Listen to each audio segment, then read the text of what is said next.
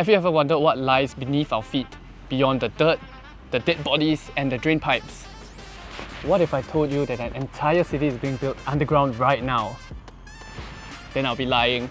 But Singapore has been growing downwards for the longest time, and plans have just been made to supercharge this process. As a country with a significant lack of land, Singapore has a long history with building underground. Just like building upwards, building down helps us do more with the same plot of land. All around the world, countries built downwards, just like in Montreal and Helsinki, where their underground cities protect people from the freezing weather.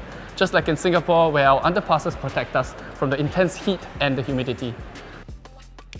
Unlike building upwards, where if you make an oopsie, you can just demolish the building and do it again.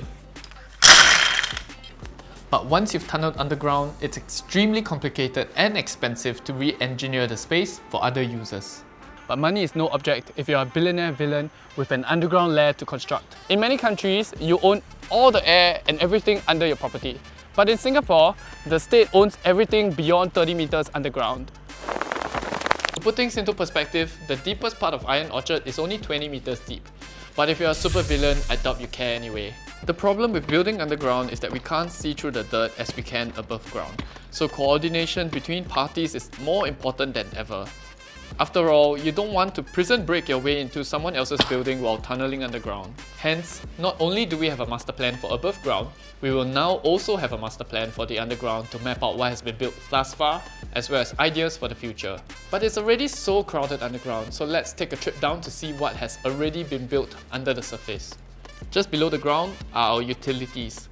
Electrical cables and sewer pipes lie just 1 to 3 meters underground and are the source of most roadworks when they need to be dug up to be replaced. Further down at about 12 meters, we have underpasses, pedestrian links and underground shopping malls like CityLink Mall.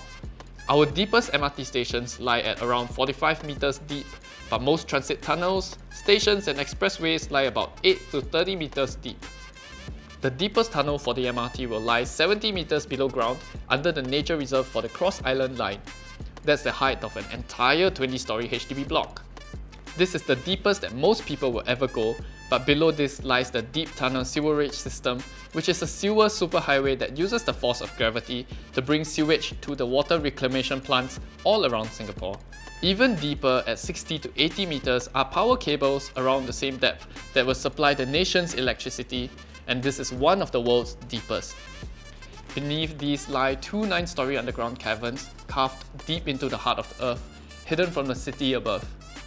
These caverns are used to store hazardous petrochemicals like oil and gas in a safe and secure environment 150 meters below the ground.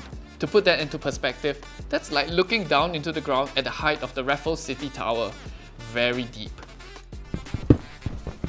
Though it's currently a costly endeavour, it doesn't take a miner to know that there's so much untapped potential in building underground. By hiding away the ugly but necessary parts of life, it leaves more space on the surface for people to live, breathe and play in.